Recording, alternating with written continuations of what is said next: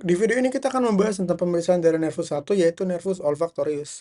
Nah, jadi kalau untuk pemeriksaan nervus 1 itu ada syaratnya. Syarat yang pertama itu pasien harus sadar baik, harus kooperatif. Nah, ini sebenarnya bukan hanya pada nervus cranialis 1, tapi semua pemeriksaan sensorik kita harus menggunakan, harus ada syaratnya pasien itu harus sadar baik dan kooperatif. Selain itu, pasien juga harus mengerti syarat apa yang diharapkan dari pemeriksaan ini.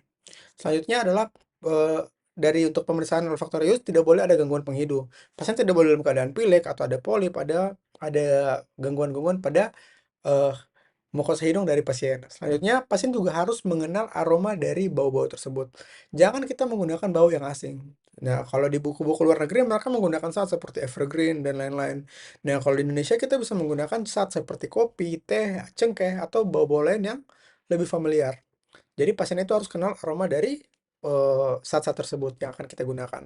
Selanjutnya, pada pemeriksaan nervus 1 tidak boleh menggunakan zat yang merangsang, seperti amonia atau alkohol. Kenapa? Karena kalau misalnya kita menggunakan zat-zat tersebut, yang terangsang bukan nervus olfactorius, tapi nervus 5 cabang 1 yang menginervasi mukosa hidung, yaitu nervus ophthalmica. Maka itu bukan pemeriksaan nervus 1 lagi. Oke, yang pertama dari pemeriksaan subjektif di sini, subjektif kita tanyakan pada pasien apakah ada penyakit atau tidak, apakah ada keluhan dari gangguan penciumannya atau tidak.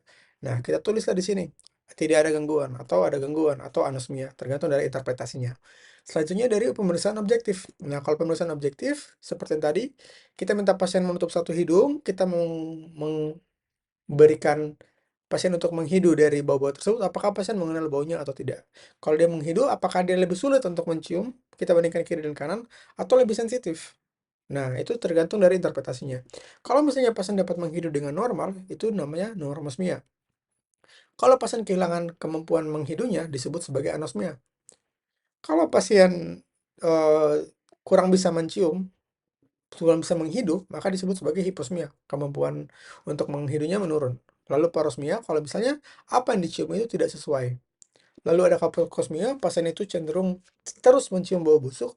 Nah, ini biasanya kalau misalnya ada lesi seperti ada masalah pada mukosa dari hidung pasien atau ada benda asing, biasanya akan terjadi kakosmia. Selanjutnya ada hiperosmia, itu terlalu sensitif. Ditambah satu lagi adalah halusinasi auditorik. Oke, itu adalah untuk pemeriksaan dari nervus 1.